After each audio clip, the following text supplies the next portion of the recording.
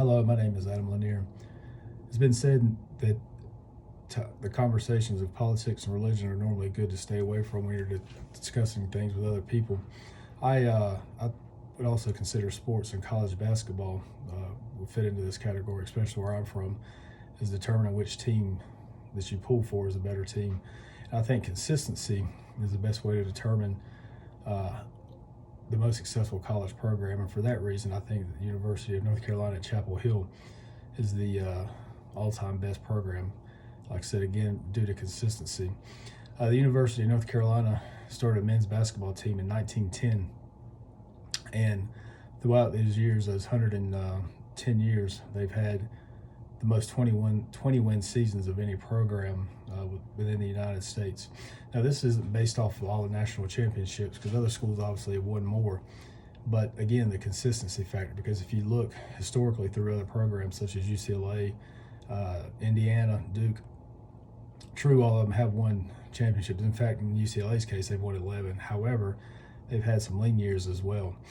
And North Carolina, again, consistently for since their beginning, they've only had a total of 6 seasons that were either 500 or below, again, out of 110, which I think is pretty impressive.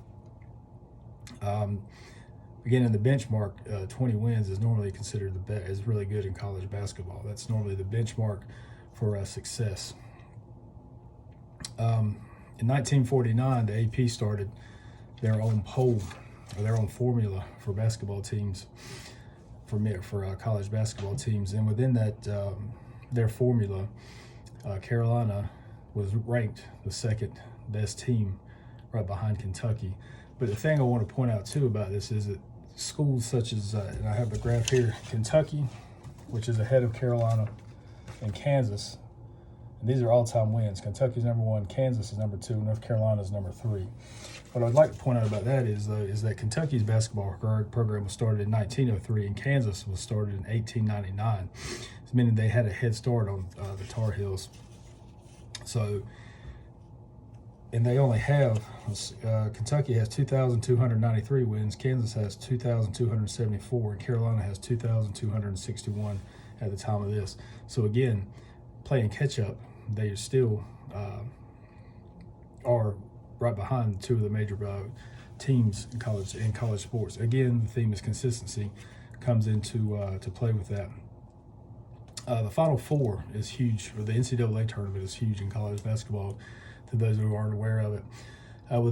Within that, Carolina University of North Carolina, Chapel Hill, they have the most Final Four appearances of any other team in college history throughout, and which is really impressive. And with that, you have to get obviously to the Final Four before you can go to the championship game, which because you have a team of 64, 32, 16, 8, 4, and then 2, obviously the 2 championships. With that, Carolina has 6 national championships, which I'd like to point out right here as well.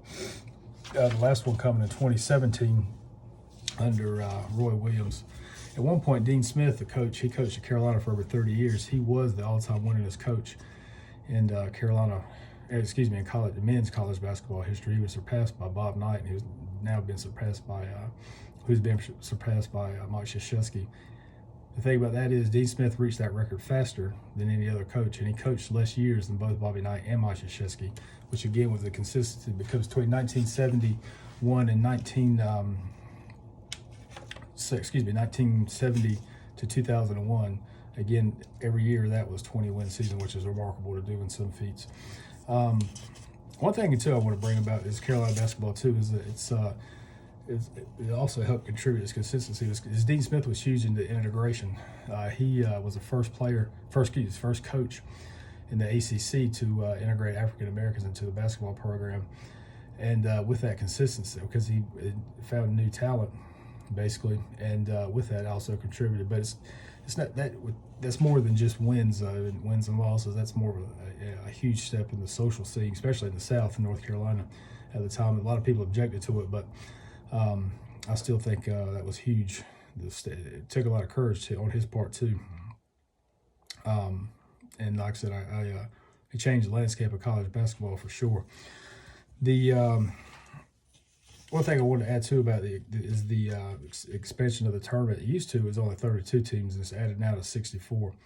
And with that, again, that means that there's more competition. So it's even more impressive that Carolina has made the tournament that many years consistently with more teams, whereas other teams such as Indiana, Duke, UCLA, teams like that, they haven't made it quite as often as Carolina has. I know for sports and for sports fans, and sports and for non-sports fans and sports fans alike, I hope the points that I've given out help you make a conclusion. If anyone ever randomly would come up and ask you who give your opinion on who you think has the best men's college basketball program in the country, I would hope from the points that I've made and that's showing that the University of North Carolina at Chapel Hill and the consistency they've shown over the years would help you agree with me. Like I said, I'm a huge Carolina fan, so I hope you would take my points. But even for the non-sports fans, if you're just looking from a non-biased standpoint, like I said, I hope what you heard me say today will help you come to a conclusion that I agree with as well. Thank you so much for your time.